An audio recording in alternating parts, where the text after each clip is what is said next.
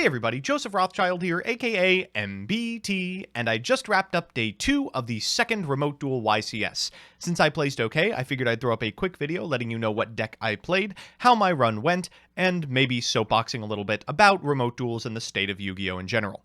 So first and foremost, for those of you who have been following at twitch.tv/MBT Yugioh, you know that I did not play Hero. A couple of days before the event, I audibled off of it. I just think there are too many cards that make the strategy too high risk at the present moment. Things like Dark Ruler No More, Forbidden Droplets. Some people are side decking Lava Golem. I mean, these are cards that a deck that ends on Destroyer, Phoenix, Enforcer, Plasma cannot beat under any circumstances. And it doesn't help that there's like 100 other decks that build end boards that also end in DPE. So people are out for Destroyer, Phoenix, Blood, and unfortunately Hero is a casualty to that. So I was in a call with Peeps and Nimnim, and we were trying to land on what to play and who should show up but Simo, who foisted this deck on me.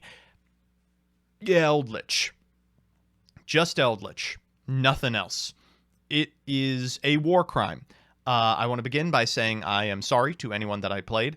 And Simo, you will pay for your crimes in the history of Yu-Gi-Oh! So let's get into the deck profile proper. We were playing 3 copies of Lord of the Heavenly Prison. Terrible, terrible idea to name this card Lord of the Heavenly Prison and not King of the Heavenly Prison, because if you play it in a deck with Eldlich and you refer to Lord, your opponent will not know what you're talking about. This card does everything for any trap deck. You reveal it, and your set spell traps can't be destroyed by card effects until the end of your opponent's next turn. If a spell trap is revealed while it is in your hand, you can summon it and set a spell trap from deck. You usually set Fusion Destiny. After that, we've got 3 copies of Inspector Border. This card was terrible all weekend. There are some decks against which it is an FTK, of course. But there are many others against which they can actually make different types of monsters. Do you know how far activating a Fusion Destiny can get you in the face of an Inspector Border? Really far. Pretty much full combo if you're playing anything competent. Add to that the fact that many decks, like Lyrilisk Tri-Brigade, for instance, and on both Lynx and Xyz monsters as part of their end board, so slamming this down doesn't actually prevent your opponent from doing much of anything. Next up, we've got 2 copies of Eldlich. Historically, people have played 2 so that you don't get, like, called by the grave out of the game. I would consider playing 1 in future versions of this deck. I bricked on this guy a lot. And finally, Destiny Hero Dasher and Destiny Hero Celestial for DPE. By the way, selling common Dashers for $20. Message me if interested. Apparently, you idiots will pay for anything. Next up are the spells. We've got 3 Pot of Prosperity. This card was fantastic for me all weekend, of course. Pretty much the reason to play the deck. Just a fantastic way to find both your side deck cards and your engine requirements. This card could just read Add Fusion Destiny from your deck to your hand, and it would be functionally the same card. Speaking of, we've got 3 Fusion Destiny. I knew I wanted to play a deck with DPE going into this weekend, and this is one of them. We were also playing a Called by the Grave. I didn't love this card. This was kind of a last-minute addition prompted by Gage. It did come up, though. I didn't expect to see very many hand traps running around, but I was ashed constantly, usually on this card, Eldlixir of Scarlet Sanguine. I imagine that people are packing them for Fusion Destiny, but it turns out it's pretty good against this card as well. Of course, we're playing 3 Conch. We're also playing 3 Hawk. In the past, I've cut this to 2. I would not do so. It's a really easy card to side out, of course, but also just having more access to your engine is really important because you, at some point, need to overwhelm your opponent. Playing 1 hand trap, it's infinite impermanence. I really, really liked this card all weekend. Clears the way for some really powerful sweepers out of the board, and enables you to not like automatically lose the game going first a lot of the time. Against a lot of the field, it's also pretty much as good as a skill drain. Solemn Strike is an incredible card, a fantastic Yu-Gi-Oh card. I am so happy that I was playing this bad boy. If you know another card that is Solemn Strike but is not named Solemn Strike, please tell me. I want to play 6 of this so badly. Solemn Strike plus Torrential remains like pretty much an FTK versus a majority of the format, even when they have already set up a board. Speaking of, next card, Torrential. Simo actually requested we play Needle Sealing as well, and I'm considering it, given how good this was. The next card here is a little weird. 3 Summon Limit. I knew I wanted to play a Floodgate in this slot.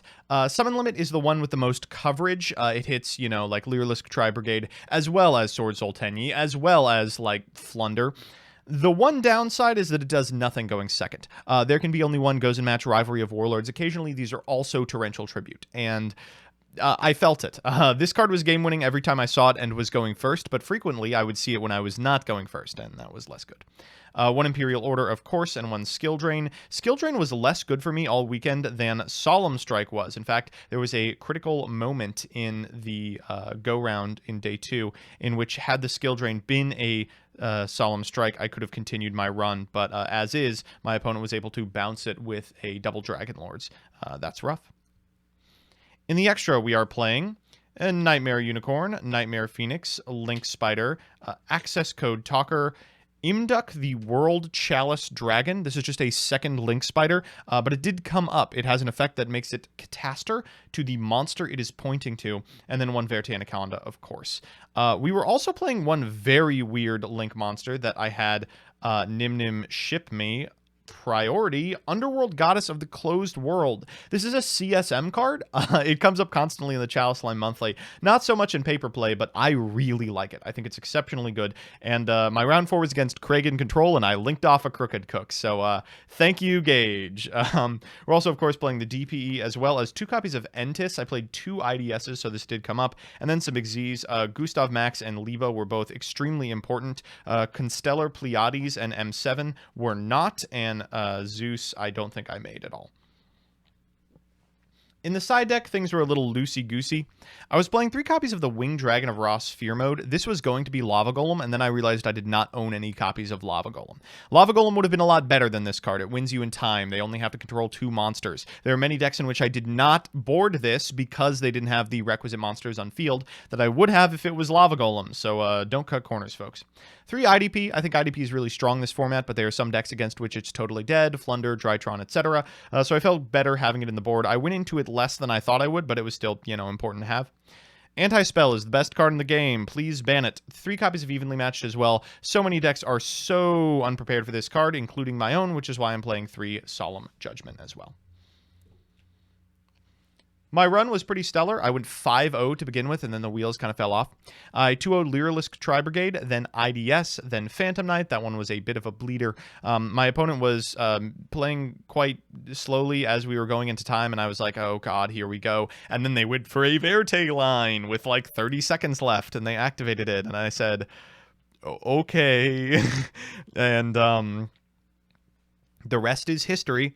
We won against IDS next. Then we played against Kragan Control. That deck is actually real. They were undefeated at 4-0 when I faced them. It's not Crooked Cook Exodia. It is really, really strong. They made Crooked Cook turn 1, and then turn 2 were like, I think I can kill you from here. Let me just do some math. And I was like, what? How can you kill me? Do you have 4 pieces in hand already? It turned out they were up to something a lot more interesting. I played against Kamal Cooks. I actually don't think I can reveal what he was playing. Yeah, I lost 0-2 against Kamal.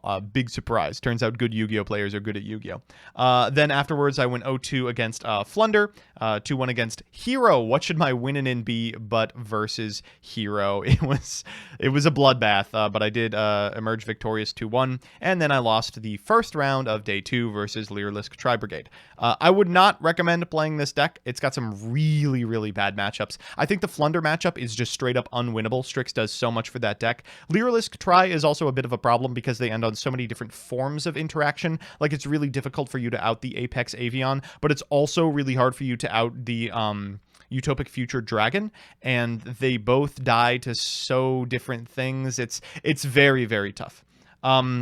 It still was a decent deck to sort of, get my bearings for a new format.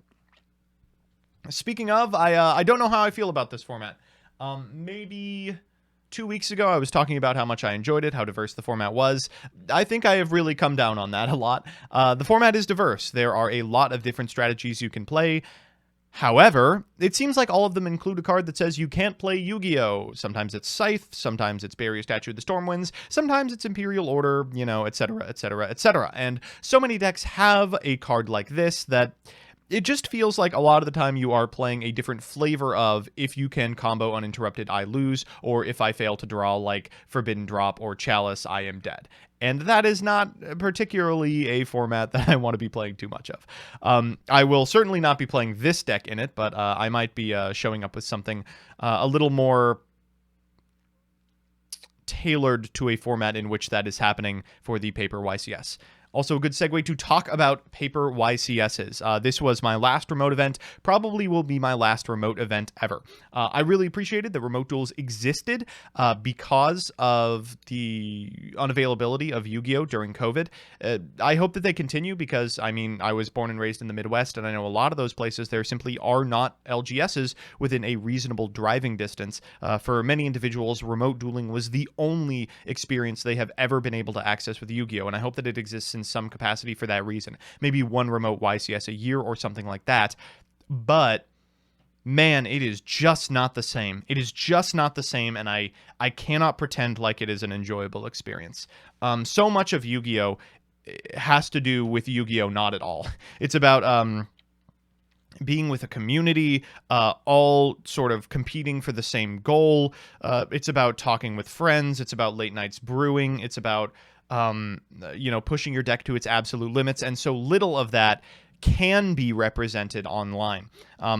It just doesn't compare having in-person flesh and blood Yu-Gi-Oh! Versus like this weird Skype dueling on a platform like Discord that is not designed to have 500 people streaming at any given time over a shaky connection versus an opponent who could logically be cheating, but there's no way either of you could ever prove it, with a judge staff that's like 15 deep and having to bounce around personal accounts in order to field judge calls, and viewers that are just completely random because rooms are locked at 4 instead of 2. Just a real frustrating experience that is exacerbated by the unbelievable downtime between rounds. I mean, 45 minutes goes pretty quickly when you're chatting up bad beats with friends, but when you're like sitting in your own room being like, maybe I should get cleaning during time when you have just experienced a quick O2, I mean, it just doesn't. It doesn't compare. I'm really excited to get back to paper YCSs. I will see you at both Pasadena and Las Vegas. Do come up to me and ask me to sign your Insect Knights. I never get tired of that specific joke. But, shouts out to Simo for handing me this deck, Gage for forcing me to change some of the ratios, and Justice for Giant Skyhawk, who unfortunately was robbed of a day 2 finish by Discord.com and Verizon Fios. See you in the next one.